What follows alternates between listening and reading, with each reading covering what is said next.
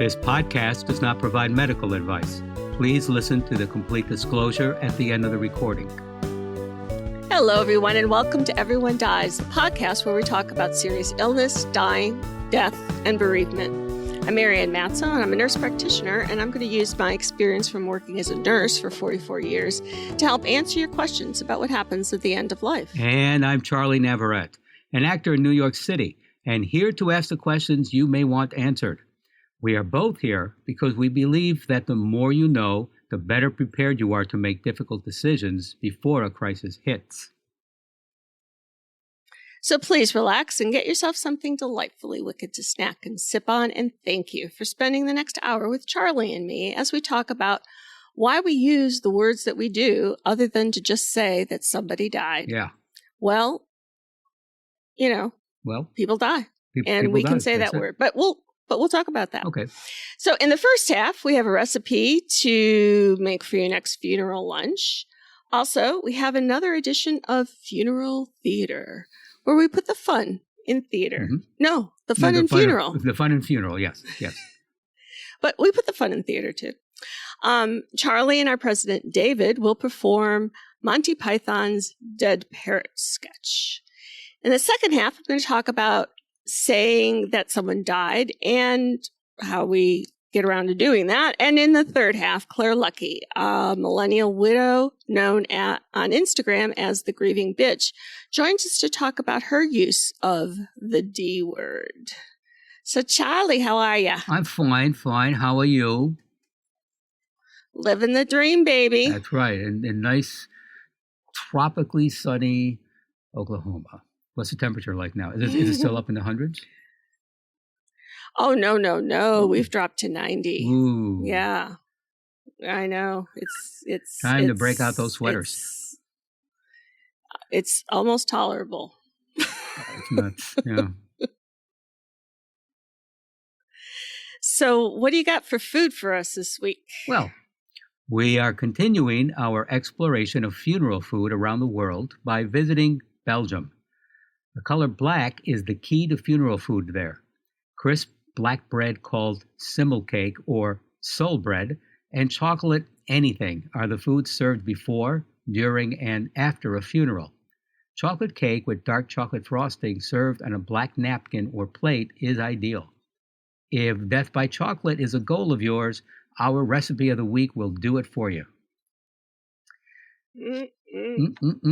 Also from our new favorite book, Death Warmed Over by Lisa Rojek, we bring you Death Euphemism Cookbook with recipes such as pushing up parsley, peasant under glass, sleeping with the quiches, filleting the soul, slowly cooling to room temperature. Just add maggots. Oh. I don't know, Marianne, a little butter, garlic. Fettuccine al dedo. Face planting the meringue. Face Charles. Planting the meringue? What is? Yeah, like if you remember Soupy Sales when you got a pie in the face. Yes. Did you know Soupy Sales once did that with Frank Sinatra? I did. No. I it shocked the hell out of me. There was Sinatra loved Soupy Sales. Yes, they were close compadres, and one day, yeah. Wow. Did Sinatra know it was coming? Yeah, there's only so much. There's only so much the chairman of the board will tolerate. Yeah, no, he thought Soupy Sales was hilarious. He liked him a lot. Yeah. I did too. Soupy. It's part of my childhood. Mm-hmm. So, in keeping with our theme about other ways to say that someone has died, we have, like as I said, another edition of Funeral Theater, and we have Charlie playing the shop owner and David playing Mr. Praline. So the scene is a customer enters a pet shop. Hello, I wish to register a complaint. Yeah. Hello, miss. What do you mean, miss? I'm sorry. I've got a cold. I wish to make a complaint. Sorry, we're closing for lunch. Never mind that, my lad. I wish to complain about this parrot, what I purchased not half an hour ago at this very boutique. Yes, the Norwegian blue. Well, what's wrong with it? I'll tell you what's wrong with it, my lad. He's dead. That's what's No, wrong with it. He's resting. Look, matey, I know a dead parrot when I see one, and I'm looking at one right now. No, he's not dead. He's resting. Remarkable bird, the Norwegian blue, isn't it? Beautiful plumage. The plumage don't enter into it. It's stone dead. No, he's resting. All right, then. If he's resting, I'll wake him up. Hello, Mr. Polly Parrot. I've got lovely fresh cuttlefish for you if you show. There, he moved. No, he didn't. That was you hitting the cage. I didn't do anything. Did. Hello, Polly. Testing, testing, testing, testing. This is your 9 o'clock alarm call. Now that's what I call a dead parrot. He's stunned. Stunned? Yeah, you stunned him just as he was waking up. Norwegian blues stun easily. Now look, mate. I've definitely had enough of this. This parrot is definitely deceased, and when I purchased it not half an hour ago, you assured me that the total lack of movement was due to it being tired and shagged out following a prolonged squawk. Well, he's probably pining for the fjords. Pining for the fjords? What kind of talk is that? Look, why did he fall flat on his back the moment I got him home? The Norwegian blue prefers keeping on its back. Remarkable bird, isn't it? Lovely plumage. Look, I took the liberty of examining that parrot when I got it home, and I discovered the only reason that it had been sitting on its perch in the first place was that it had been nailed there. Well, of course it was nailed there. If I hadn't nailed that bird down, it would have nuzzled up to those bars, bent them apart with his beak, and voom! Voom? Mate, this bird wouldn't voom if you put 4 million volts through it. He's bleeding demise. It's pining. He's not pining. He's passed on. This parrot is no more. He has ceased to be. He's expired and gone to meet his maker. He's a stiff, bereft of life. He rests in peace. If you hadn't nailed him to the perch, he'd be pushing up the daisies. His metabolic processes are now history. He is off the twig. He's kicked the bucket. He's shuffled off his mortal coil, run down the curtain, and joined the bleeding choir invisible. This is an ex-parrot. Well, I'd better replace it then. Sorry, I've had a look, and we're right out of parrots. I see. I get the picture. I got a slug.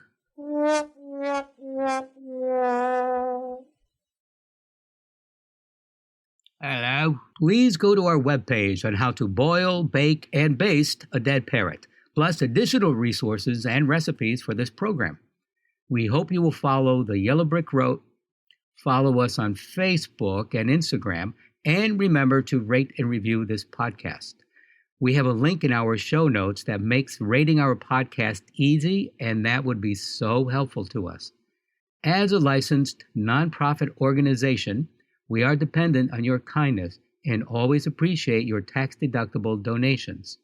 If you find this podcast to be of help to you, and many of you have, please go to our webpage to donate so that we can continue to provide quality shows about serious illness, dying, death, and bereavement at www.everyonedies.org. That's every, the number one, dies.org. Marianne? Thank you, Charlie. You know, there are many ways to talk about death, and mostly we do this in euphemisms. Now, a euphemism is a figure of speech that indicates a more pleasant way of saying something. It's a literary device used to get the message across without saying harsh words. So in American society, we are often evasive about talking about death. Died is the verb that must not be used. We can say that the reason we do this is to be sensitive to others' feelings, when it may be our own feelings that we are protecting. We don't want to appear rude, blunt, or insensitive. When a euphemism is used, it eliminates discomfort for both the giver and the receiver of the news. Now, the parrot sketch gives us a few ways to say someone has died, and we've posted a link to 200 other ways to say someone has died instead of just simply saying that they died. Sometimes you hear that the person has expired. I know milk, bread, and other foods have an expiration date, but I never thought about people expiring before then. So when my daughter was young, I think it was like her fourth grade teacher's mother had died. And she wanted to make a card for her. And she came into my office and she said, "Mom, what should I write?" And I said, "Well, did you ask your dad?" And she said, "Yeah." And I said, "Well, what did he tell you to write?" And he said to write that I was sorry that she lost her mom. And I said, "Oh." I said, "Well, what happened? Did she take her mom to the mall and she lost her?" And she started laughing and she said, "No, Mom, she died." I said, "Oh, well, why don't you just say, 'I'm sorry that your mom died'?" And she said, "Oh, all right." And so if a fourth grader can get the gist that someone has died and we don't have to say that we've lost them or they've gone to the great beyond or any of the other words that we used, I think that as adults, we can say people died. But not saying died, we are attempting to make death sound less cold, gentler, and not so harsh. We don't like the finality of death. We like to keep it at arm's length. To speak of a mother's death as a passing is to lend a wispy, soft feel to her disappearance, almost as though an unsuspecting wind mysteriously swept her out of view. So why do we do this? Very well, health offers 6 possible reasons. 1, for protection. Euphemisms for death and dying are often used to protect someone, whether it's the person speaking the words or those hearing them. We may be looking for a gentler way to deliver the news of a death to someone or a way to provide comfort despite the grief of the situation. Second is to avoid being rude or offensive. The goal here is to avoid increasing the hurt and pain of someone by not being too direct. That could be interpreted and felt as being blunt, crass, or rude. We want to protect those around us by not rubbing it in, so we might use a euphemism to refer to death. A third reason could be to avoid discomfort. Death and dying are a natural part of life, but they make many people feel uncomfortable or anxious. Other kinds of language may be easier to use and less anxiety-provoking. 4, our own grief feelings. To use direct words about death, the speaker has to deal with his or her own feelings of grief and loss. Explaining to someone else that a loved one didn't make it is sometimes easier than saying that she died. Death is final, and saying it out loud can be difficult when we're struggling to cope with the situation. A friend of mine recently, her dog died, and in her Facebook post about it, she said, "I've delayed posting this because posting it makes it even more real." So it's like when you post it on Facebook, it's really true. And I guess when we say that somebody's dead, it makes it really real. So the 5th reason is out of partial denial. Similarly, using the word dead makes it difficult to deny the reality. And psychologically, while denial clearly needs to turn to acceptance, a little bit of denial is not all bad as a short-term coping mechanism. Indirect language can sometimes be a helpful way to handle your feelings gradually, both mentally and emotionally. And the last reason is to offer spiritual comfort. For those who believe in certain faiths, to emphasize in death, there is this afterlife. So saying that someone went to be with the Lord may not be an avoidance tactic at all, but rather a shared reminder of the comfort found in that belief. So given these reasons why people shy away from saying someone has died, are there times when using euphemisms are recommended? Actually, no. Using euphemisms when speaking to children about death is usually not recommended. While the intention is to be gentle and protect the child from additional pain, indirect language is often confusing to a child. A euphemism involving terms such as sleep or rest might cause them to misunderstand and become fearful of going to bed at night. Similarly, saying, "We lost Uncle Val last night," could prevent the child from comprehending that the person died and instead prompt them to go looking for Uncle Val because he's lost. A child's understanding of death is typically quite limited because they often lack the experience of the death of others and, depending on their age, have an inability to comprehend what they don't know. This can make death an abstract concept, and often the cognitive ability of abstract thought doesn't develop until shortly before even into the teen years. So we've done numerous podcasts about talking to children about death, and if you're interested in those topics, please look at them. Now, people with mild cognitive impairment, like Alzheimer's or another type of dementia, might not understand indirect language very well. Previous research has shown that in dementia, the ability to understand a proverb requires the ability to think abstractly, which often becomes impaired as dementia progresses. Euphemisms are like proverbs in that they convey information with subtleties that someone living with dementia might not fully comprehend. This can prevent them from being able to truly understand that someone died. Now, when healthcare decisions are being made, euphemisms can disguise the reality of the situation, and those dealing with the impending death need to be insisted in understanding what is happening. This potential lack of understanding could prevent the patient or decision maker from having a good grasp of the information and health condition, making it difficult to make decisions about medical care. So, imagine the scenario with the following words. The healthcare practitioner says, "I'm sorry to tell you this, but Judy isn't doing very well. We would like to make sure that she's comfortable by giving her this medication. Is that okay with you?" Compared to, the healthcare practitioner says, "I'm sorry to tell you this, but Judy isn't doing very well. In fact, she's showing medical signs that she's likely to die in the next few days. We would like to make sure she's comfortable by giving her this medication. Is that okay with you?" The different phrasing in these communications could give a very different picture of how Judy is doing and what her prognosis is. Some might understand both as meaning similar things, but others might read the first example as just a general statement that Judy is sick and that some medicine will help her. A study was conducted about the language and processes used to inform families of their loved one's medical condition. The researchers found that despite the grief that resulted from hearing direct terminology, family members preferred having more knowledge and a better understanding of how sick their loved one was. Anthropologist Margaret Mead once wrote, "When a person is born, we rejoice. And when they're married, we jubilate. And when they die, we try to pretend that nothing has happened." To pretend as if the sudden absence of our best friend's voice or laugh at the table doesn't affect us is to perform a disservice to ourselves. Grief can be a gift, just as tears rolling down the cheek can be a love offering for that friend who's died. Do we think that if we don't say that someone has died, that they really will not be dead?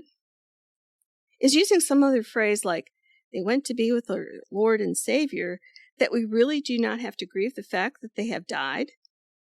In reality, dead is dead, and no matter how much lipstick we put on a pig, it's still a pig. When I die, I won't have checked out, kicked the bucket, be juggling halos, or taken up the harp. In the poetry of E. Cummings, I won't be starting a worm farm. I will be dead. Can't we just be straightforward about the two bookends of life? We're born, and we die. Let's be the change and say a person, pet, or flower has died. That way we clearly communicate a natural part of living, because everyone dies. Any thoughts, Charles? That was great. That, wow, very elegant, and just, very true. The was it with my mother or Michael? It was with my mother. When she died, I would just tell people, my mother died. And I remember was one person who, when did she pass? Oh, well, she died about 3 weeks ago. And every time it was, when did she pass? Then something about departing. Anyway, like every time she would say something, I'd say, "Well, yeah, she died." Da da da.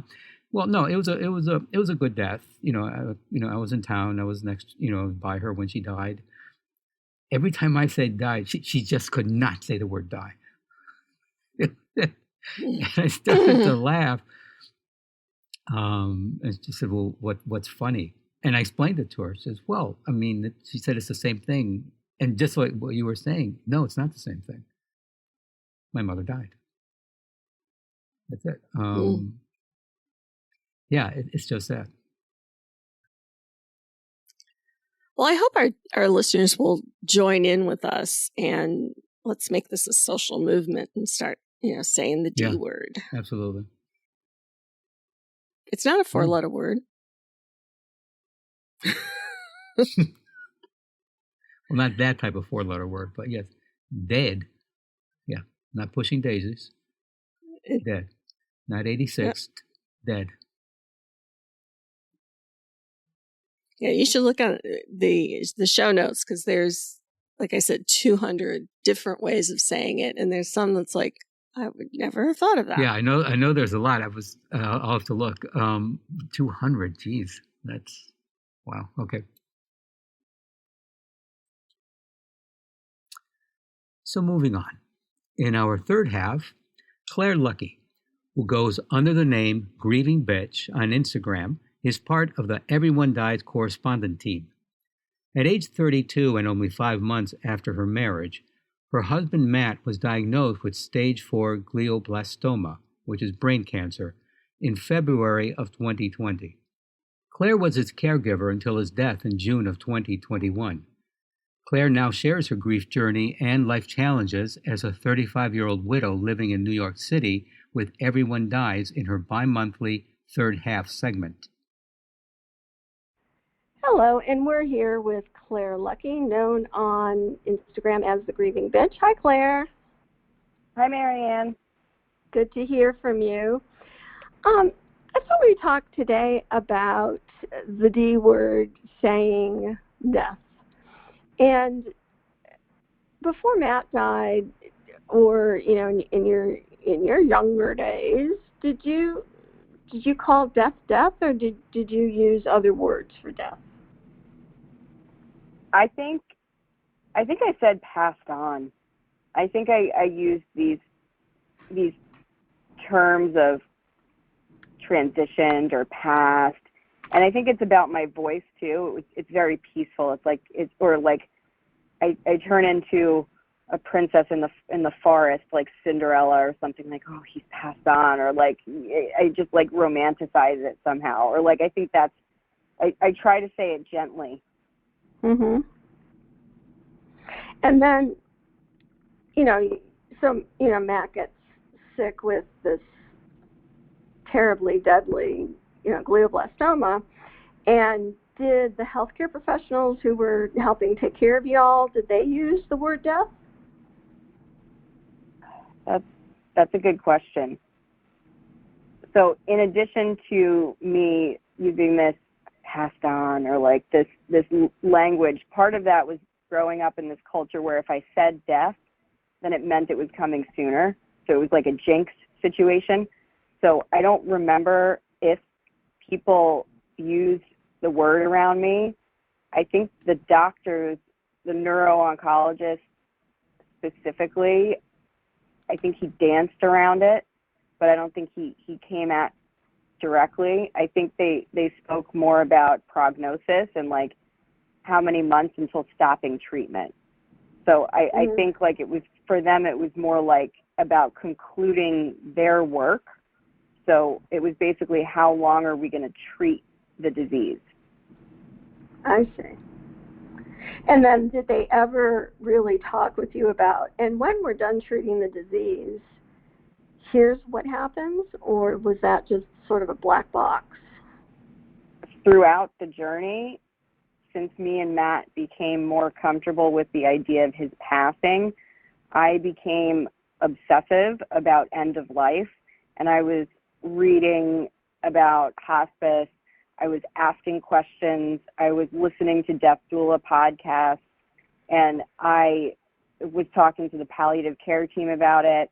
I engaged hospice early, and I also offered this information up to Matt's whole family and was like, this is what I'm doing. Are you guys interested? Like, I'm happy to have a chat with you guys about hospice or any of this stuff. And they were all like, no, no, no. So, and Matt was also kind of, Matt had a conversation with the hospice team, but I think him being in the patient seat, for lack of a better word, I think he was on his own timeline. Like he was further along than some of our other loved ones, but still not, like he was still kind of questioning it. But I started to go full force into morbidity, and now I'm completely, obsessive might be a strong word, but I am very into end of life, death and dying, and I'm absolutely enamored with it now. Mm-hmm. So do you now, when you talk about, because I just heard you say Matt passed, do you find yourself ever saying Matt died? I do. I prefer to say Matt died. In the beginning, when he died, I used past a lot. And for me, it was kind of me accepting that it happened, because we had 16 months of living with his terminal illness. And I couldn't believe I was the widow. I was, I knew I would eventually become the widow, but when I finally became the widow and it actually happened, the event happened, it was a shock, and I couldn't say it. And for some reason, work pops into my head. I guess because I don't like to cry at work, and I didn't want to say my husband died because I was afraid that I would start crying and be really emotional. And I don't work in a place where emotions are tolerated really well. It's corporate America, so they don't like when you cry in meetings. But so trying to change that. I mean, we should make that more acceptable. Right. We should cry wherever we want to. Yeah, exactly. I mean, who wouldn't want a good cry in a meeting? I've been to lots of meetings where I've wanted to cry. Me and my boss cry. We talk about Matt, and sometimes we talk about her parents' death, and we cry. We cry with each other. So she's my boss. Shout out to you if you're listening. But anyway, so I didn't say it in the beginning because I was worried in social settings that I would burst into tears. And then now I find myself saying passed on or passed away.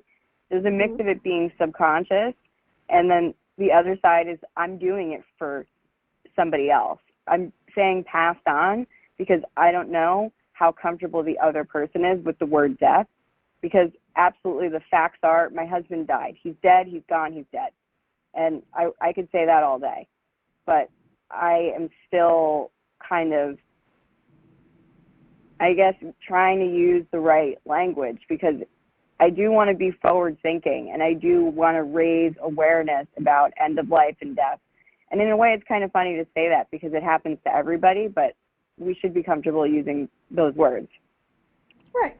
I always think about it as, people say, PP instead of a penis, or, it's like these things have names. Let's just call them by the names, because if you say penis, there's no misunderstanding about what it is we're talking about. If you say PP, it could be woman's, it could be a man's, it could be what comes out. I mean, there's a lot of variabilities of what it is that we're actually talking about there. So, and I think, with death, it's like, let's, for me, let's just change the norm. If we're talking about death, let's talk about death, and let's call it by its name. And not to say that it's easy. My dog just died a few days ago, and I was telling a neighbor, I said, "Oh, Dimple died," and my eyes teared up because I don't want to say Dimple died. I don't want her to be dead, but she is. She lived 15 and a half great years, and she's dead. And so I just think that there's a great value in saying what we mean. And if somebody's uncomfortable with that, then I think we need to learn to be comfortable with it. We don't need to go into our old age saying my pee-pee hurts. We're adults. We can call it whatever it is. Yep, it's a penis, it's a vagina, it's a butthole. Oh, don't say butthole. I hate that. What's It's the an appropriate anus. term for butt?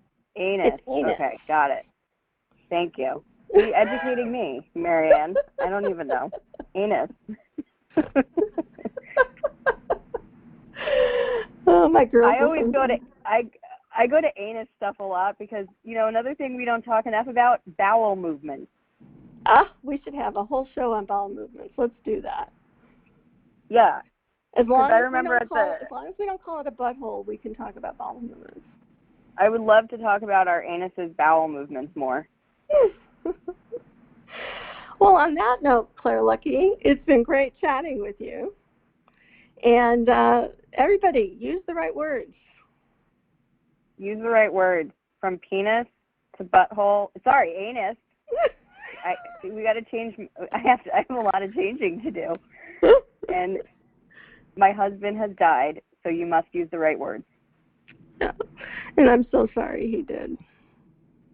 Thank you.